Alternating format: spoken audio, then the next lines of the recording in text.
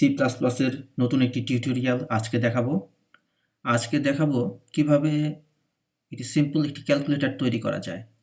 এটি খুবই প্রাথমিক একটি ধারণা, simple calculator. So simple calculator তৈরি করতে হলে আমরা যেটি করব সেটি হচ্ছে আমরা দুটি ভ্যারিয়েবল নিব, যেটা হচ্ছে প্রথমে আমরা নিতে পারি ইন্ট, এটার আমরা নাম দিব num1, এবং আমরা আরেকটি ভ্যারিয়েবল নিব, এটাও ইন্টিজার, এটা হচ্ছে num2। এখানে আমরা যেটা করতে পারি, এভাবে দুটো লাইন না করে আমরা একটি লাইনে এটি লিখতে পারি, পাশাপাশি লেখা যায় এইভাবে, যেমন int num1 তারপরে কমা দিয়ে num2, এভাবেও লেখা যায়। এটা লেখার পরে আমরা যেটা করব, ইউজারকে আমাদের বলতে হবে যে আপনি প্রথম নাম্বারটি বসান বা লিখুন। সো যেটা হবে সেটা হচ্ছে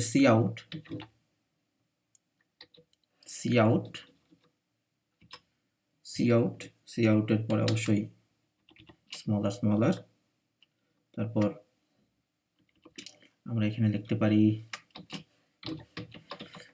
এন্টার ফার্স্ট নাম্বার, ঠিক আছে, এন্টার ফার্স্ট নাম্বার, এটা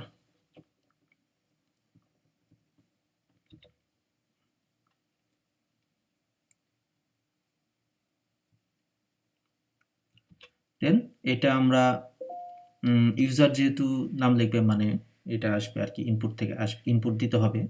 সো এটা হবে সিন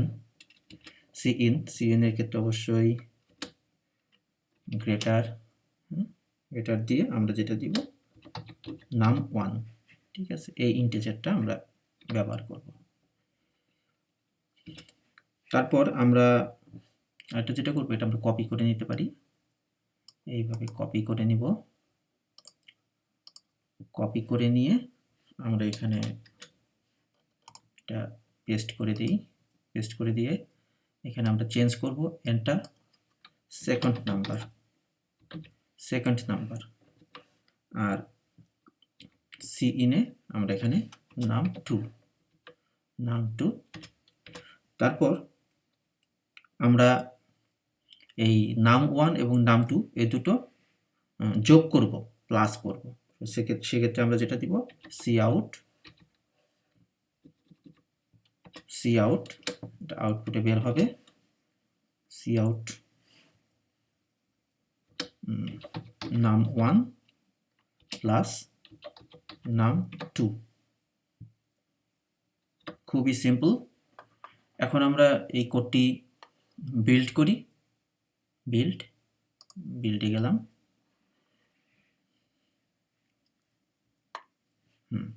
এক্সিকিউটেড, বিল্ড ফিনিশড। এখন আমরা এটাকে রান করলে এন্টার দ্য ফার্স্ট নাম্বার, ঠিক আছে, আমরা দিলাম 4, এন্টার দ্য সেকেন্ড নাম্বার, আমরা দিলাম 8, রেজাল্ট আসবে, এই দেখুন 12 এসেছে।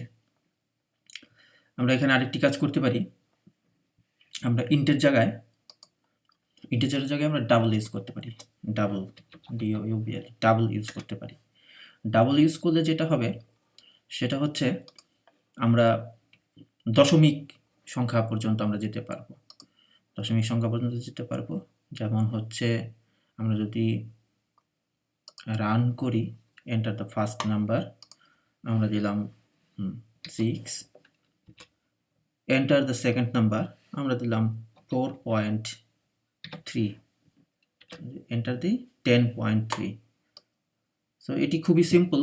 এখানে আমি কিভাবে যোগ করতে হয় সেটি দেখালাম, গুণ ভাগও করা যায়, সব কিছুই করা যায়, এবং একটি পরিপূর্ণ ক্যালকুলেটর কিভাবে তৈরি করা যায়, কিভাবে কোডিং করে তৈরি করা যায় সি প্লাস প্লাসে, সেটি আগামী একটি ভিডিওতে আমি আপনাদের দেখাবো।